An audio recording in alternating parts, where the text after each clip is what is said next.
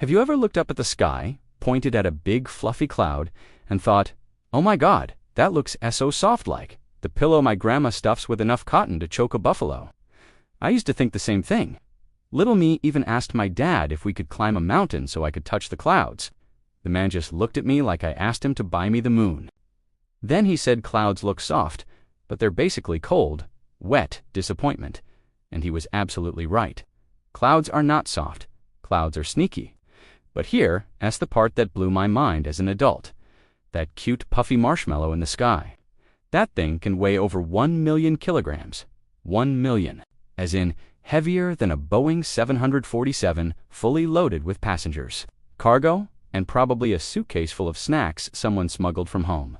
And yet, this sky Boeing just floats around like a carefree toddler on a bouncy castle, which raises the legendary question that has tortured humanity since the invention of curiosity. Why don't clouds fall? Why doesn't 1 million kilograms of water drop on my head like a giant celestial water balloon? That was the question that grabbed me by the brain one day while I was sitting at a cafe, watching a fat cloud drift by like it had zero responsibilities. So I dug into the science, and oh boy, the atmosphere is way more dramatic and ridiculous than I expected. First of all, yes, clouds are heavy. But they're not made of a huge lump of water, like someone poured a swimming pool into the sky. A cloud is made of billions, literally billions of microscopic droplets and ice crystals, each smaller than a red ant's sneeze. They're so tiny that a single droplet falls slower than a snail trying to move through peanut butter. You could be standing inside a cloud and not notice that trillions of droplets are just floating around your face like tiny water ninjas that don't want to touch the ground. Clouds float because the droplets are ridiculously small and spread far apart like a long-distance relationship that's absolutely not working but still technically together. If clouds were made of droplets the size of grapes, congratulations! The human species is extinct. And the real hero of the story, updrafts, the invisible hands of the sky. Every day, sunlight heats the Earth's surface, which heats the air, which rises like steam from a hot bowl of ramen. As that warm air rises, it carries water vapor with it like some kind of natural Uber ride straight into the sky.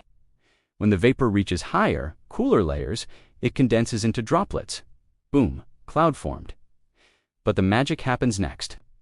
Those rising currents of warm air are strong enough to keep those tiny droplets from falling. Gravity pulls them down, yes, but the updrafts push them up.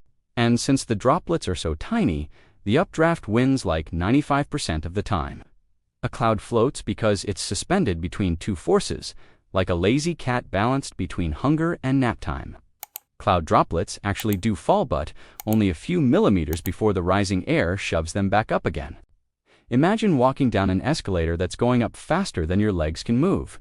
You are technically moving downward, but realistically, you're going nowhere. Now, clouds stay floating until they get greedy. Inside a cloud, droplets constantly bump into each other, merge, high-five, hug, and eventually grow bigger like water Pekkamen evolving.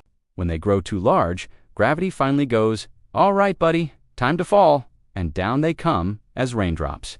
And that is how a cloud falls. Not all at once, like a giant splash, but as millions of drops that finally got too chunky to stay afloat. Storm clouds, though, oh, those guys, are a whole different species of chaos. Cumulonimbus, the tall, terrifying skyscraper clouds can stretch up to 18 kilometers high. That's higher than Mount Everest wearing high heels. Inside them, you have rain, ice, hail, lightning, violent updrafts that yeet hailstones back into the sky, and turbulence so nasty that pilots avoid them like bad decisions on a Friday night. And have you ever wondered why storm clouds look dark and angry, like they're plotting revenge? It's not because they're dirty. It's because they're THICC, so dense that sunlight can't pass through. It's like putting a giant blackout curtain in the sky. Very aesthetic, very terrifying. Clouds can also disappear instantly, just poof, whenever they move into dry air. The droplets evaporate, vanish, and leave the sky looking like someone Rajan followed them on social media. And then there's virga, the saddest weather phenomenon ever where. A cloud tries to rain, the drops fall, and evaporate before they hit the ground. The sky cries, but nobody sees it. Mood, fun fact, with climate change, warm air is holding more moisture, so clouds today can store more water. That means when they finally dump it, they dump it. Not gentle drizzle, not sweet romantic rain. I'm talking buckets, flash floods. Why is my street a river-type rain? Clouds are getting fewer but meaner quality over quantity. So why don't clouds fall? Because their droplets are tiny. The air lifts them up. Gravity pulls too weakly. And the whole atmosphere is basically playing a giant game of Jenga. With water, a cloud falls only when the pieces merge into something heavy enough to crash. Every time I look up now, I don't just see a pretty shape in the sky. I see a floating weather report written in water and wind. A mood swing of the planet.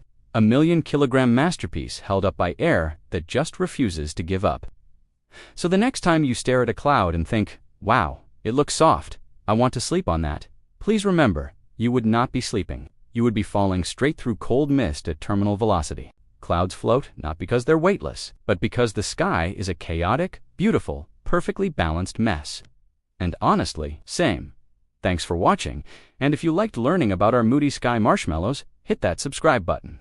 Hey, so the next time you look up and see a fluffy cloud just chilling up there, remember this, you're not just looking at a cloud. You're witnessing a 1,000,000-kilogram water creature being held up by physics and a bit of atmospheric drama. They don't float because they're light. They float because the universe is wonderfully weird and chaotic, just like us. And before you run off to stare at the sky like a confused duck, do me a tiny favor. Smash that subscribe button, hit the like, and drop your wildest cloud sighting in the comments below. Ring that notification bell so you don't miss the next mystery we uncover. Alright, that's it for today's Sky Gossip. Stay curious, stay goofy, and I'll see you in the next one where we chase another weird question. Bye for now.